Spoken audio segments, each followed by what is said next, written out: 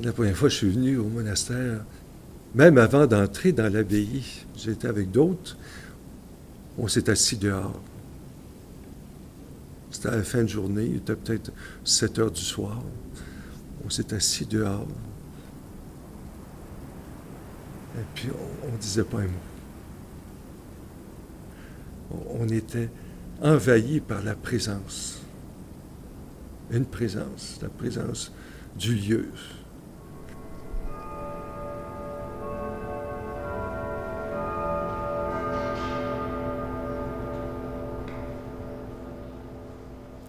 Et beaucoup disent ça, on vient s'asseoir dans l'église, on dit rien, on sent quelque chose, la présence.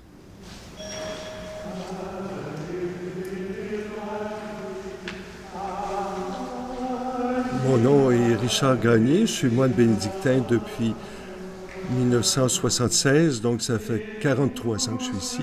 Puis je suis maître de chœur depuis 2003.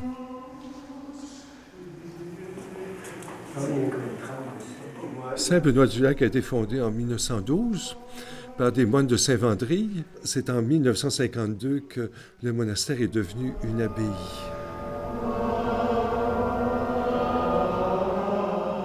On va au chœur 7 fois par jour. Il y a une partie du temps qu'on passe au chœur où on chante toujours sur la même note, ce qu'on appelle recto tono. Il y a des offices où on chante un peu plus, comme l'office du matin, l'office des vêpres du soir, la messe conventuelle. Moi, mon rôle, c'est de faire voir un petit peu comment ça se passe au niveau de l'expression. J'ai toujours été séduit par les travaux de Don Potier. C'est par là un peu que je suis entré dans l'univers grégorien. Don Potier est l'ancêtre de Saint-Benoît-du-Lac et aussi l'ancêtre de la réforme du chant grégorien. Les origines du chant grégorien sont un peu mystérieuses parce que les premiers manuscrits qu'on peut lire datent de la fin du 9e siècle. Ce qu'on nous livre, il n'y a pas de notes, ce sont des signes, mais dans un système tout à fait cohérent et achevé. Alors quand on a trouvé la clé pour déchiffrer les vieux manuscrits, bien là, on a pu faire une restauration authentique à partir de ces manuscrits-là.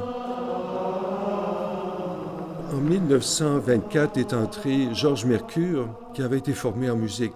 Donc Mercure se lance avec les jeunes du temps dans des séances d'enregistrement d'une méthode de chant grégorien en 78 tours.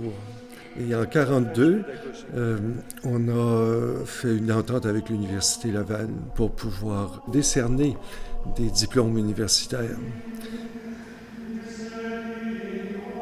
Je souhaite toujours que l'abbaye soit ce qu'elle est maintenant encore, une présence.